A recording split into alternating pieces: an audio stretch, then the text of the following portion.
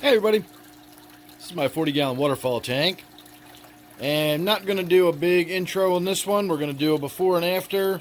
I am going to do a water change and a gravel vac and probably get the glass cleaned down and all that kind of stuff, just typical maintenance. But what I really want to do on this water change is pull that pump out of there and really get it good and cleaned out on the inside. You can see I'm down to just a trickle of water coming down through here. If you look at it coming out of the basin at the top, it's, really just a trickle coming out of there. What you can see in the front, this sort of line right there, is some roots from some java that's up there. And water is flowing in that, but most of it is actually what you see in that little trickle right there, and that's it.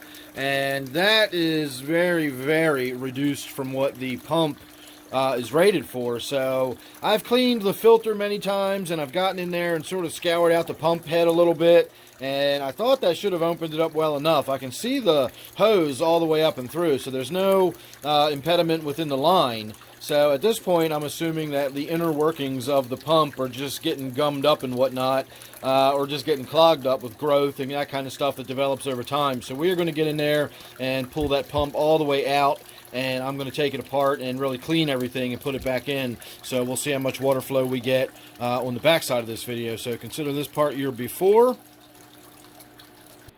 Alright everybody, I fully expected to come over here and shoot a video of the insides of this, and I was expecting to be all surprised about how nasty and gunky it was, but it is pretty much exactly as I explained. You can see right on down in there. I maybe should have turned my flash on, that might have made a little more sense, but you get the idea. There's the impeller. I haven't touched it, I haven't even scrubbed it yet. This is before me cleaning it.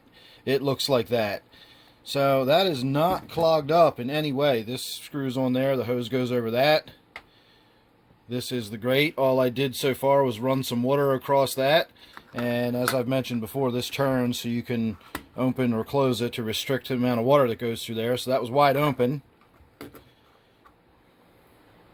and that's it. It's clean on the inside. So I don't know, I'm going to go ahead and give it a scrub anyway. Maybe the little bit of gunk that is in there is slowing down how fast the impeller turns or something. I don't know. But we're going to put it back together, do the work on the tank, and once it's back up and running, we'll have a look at it. Alright, well, that made a bigger difference than I expected it to. When I got in there and pulled the filter material out, it was really, really compacted in there and dense and full of crud. So I thought that was where the bulk of the obstruction was coming from. In fact, it probably was.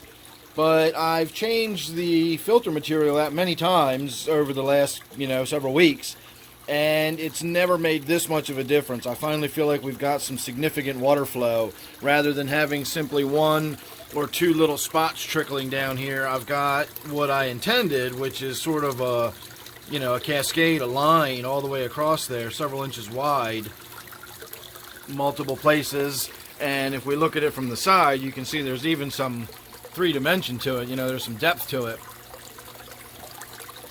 So that is good to see. Having the water flowing over that stick and down is good to see. For the very keen-eyed, I don't know if you've noticed or not, but this is a temple plant. I took that out of my gourami tank. I honestly don't know if I mentioned that in the intro of this video or not, but that is doing well. When I first put it in there, it was all leaning over. I've got it propped up with some stones, and the leaves have sort of curled, but it is finally adjusting to the massive amount of light that it's getting, and is doing well. You can also see that the water sprite in there is starting to adapt to the massive amounts of light that it's getting. Even this little spot right there, that's water sprite, and that is getting used to it. So much more vigorous flow coming out of there. It doesn't do a whole lot more because of the nature of what it's actually flowing off of. It's just a higher volume coming out of there. But where we start getting more, visual appeal and even the sound is where it starts getting down here, and we get into these little splashier areas. This is actually a fairly large basin, and then this is even a little basin. A lot of times when I feed the tank, I'll just sprinkle the fish food right in there and it just flows over. And of course the waterfall there, the cascade, carries it down into the water. So briefly here for a moment, I'm going to shut off the big LED. And right now we are just looking at it from this one. And the only reason I have this one on there is because it's shining up there to keep that plant well lit, whereas this one really doesn't get to that very much at all. So with some more reasonable amount of light, we can actually get a little bit of an idea of what's going on. My little potted plants over here on the side look really good. I'm probably going to need to cut this geranium back again. Everything always keeps growing this way because of where the LED is. You can even see my Rex begonia over here. I've got it staked up, and yet it's still trying really hard to go that way. So I will be, rotating that when I get around to it. It doesn't really work with this. It's so sort of tall and stalky. It starts to curve this way, and then if I rotate it, it starts to curve that way, and I wind up getting these S-curves in it. So I'd either have to rotate it almost daily, or just sort of let it grow over and do its thing, which is what I actually do. And then when it gets out of control, I'll just cut it back and we'll make some new cuttings and I'll have more plants. Speaking of which, my cutting of my geranium here, this right here is actually a piece that I chopped off of that one. You can see this one actually has the very, very subtle variegation, the darker green. It's almost like a reddish green color in the leaves. That is what I made a cutting of, and that's what that is. And next we will be making a cutting of this one, because you can see how these are. I want to let these flowers finish, and then we'll cut it here, and I'll have some more flowers out of that. So all in all, I'm happy. It looks good. I just did a huge water change. I got a ton of mulm out of there. I really got a ton of it out of there this time. I wound up making several more sort of areas where I can get my gravel vac down between the stones. So the mulm sort of collects in those spots, and it allows me to go around and clean it out of there. And when I sort of forced that gravel vac down into some spots that I hadn't been in before, I really pulled a lot of crud and junk out of there. This tank doesn't have a lot of flow.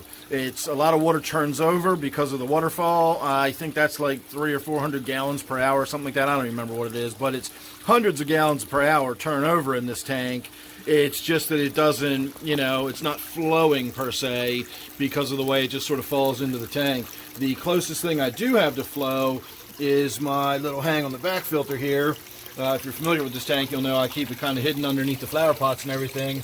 But I do have a hang on the back there, and that creates a little bit of surface flow, and that way you can see all this stuff swirling around and everything. That's coming from this filter, not that. If this filter wasn't on, that water would just have bubbles sort of spreading out from this area and moving across the surface without very much flow at all. So this filter does sort of give me a little boost as far as swirling the water around in the tank. So there you go, everybody. Another look at my waterfall tank. I'm kind of happy that the water's flowing again. We shouldn't have to worry about ordering a new filter. I don't know what I did. Like I said, I really think that, changing the filter out doesn't account for how much extra flow we've got. The only thing I did other than just rinse it out was squirt hydrogen peroxide inside and kind of shake it around for a few minutes, and then I rinsed it out. And of course I, ran the brush through there a little bit, but as you saw, there was nothing really to brush out of it. So whatever I did, maybe again it was just getting gummed up, and maybe me getting in there and squirting it out with the hydrogen peroxide loosened up the axle, for the impeller, and we've got the flow again. So there you go. Whatever it is, I'm happy with it. So thanks for watching. Don't forget, this one is my waterfall tank, and of course don't forget to subscribe. Thanks again. I'll see you real soon in the next one.